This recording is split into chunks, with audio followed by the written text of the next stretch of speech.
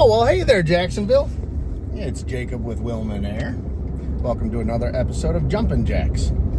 So I'm just finishing up my day, driving home. Pardon me for not looking directly into the camera for too long. I wanted to go over a service call I did personally today.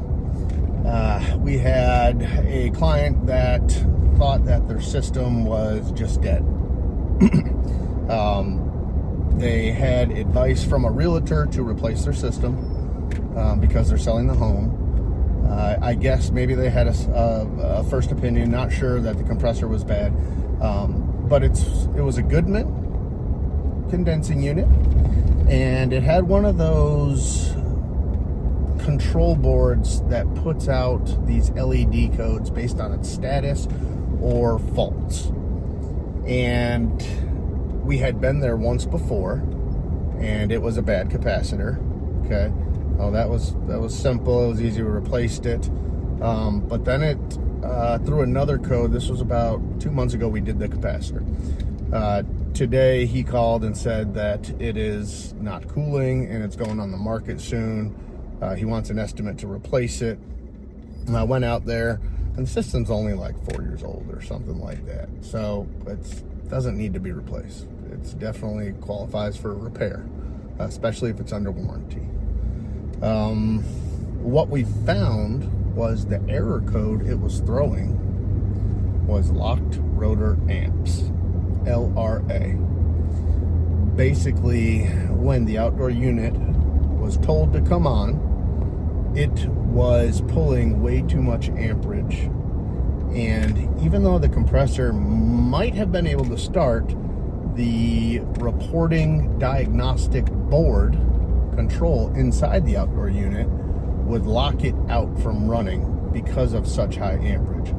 So it's pretty cool. The wire that goes to the start winding on the compressor actually goes through a ferrous metal ring with some windings on the other side that can actually detect amperage. So if you've ever taken amperage, you have a clamp that goes around the wire, and the wire goes through it, and that's how you can detect amperage. Well, this is that same setup, but basically built into a control board. So very cool technology. It definitely helps the life of the system. And kudos to Goodman for coming out with that. I guess the problem there was that what do you do when the compressor's still running, but is throwing this intermittent fault of lock rotor amps? Because we went there, we cleared the fault, we started it up, it was just fine. So we did that twice, and finally I said, okay, I need to get an inrush current on this thing.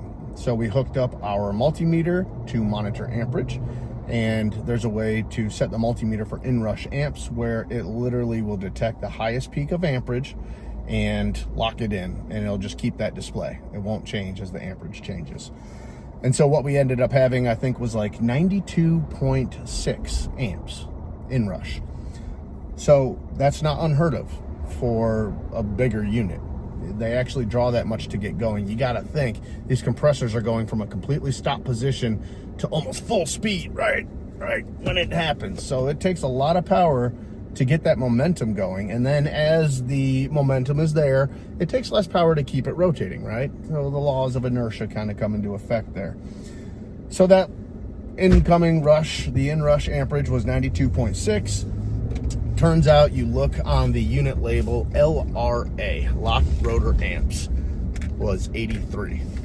So we are definitely over our locked rotor amps, and that's probably why it was throwing that code. So I was talking to the client who, is nervous about this, and he almost did not want me to even look at it. He just wanted a quote for a system replacement, but I offered, at no extra charge, and basically told them, I think if we put a hard start capacitor on there to shoot it a little bit of extra juice, your compressor's definitely failing. But I've put hard starts on compressors that have been failing, and they last 5, 6, 7 more years, and that's about the life expectancy of this system here in Florida. So I went ahead and put on a hard start capacitor, which I'm normally not a fan of. a properly working system, we would put a soft start on. But when you're drawing that much amperage, it does need a little boost of voltage. And so that hard start capacitor was put on. Lo and behold, inrush current, 60 amps. It was 60 point something.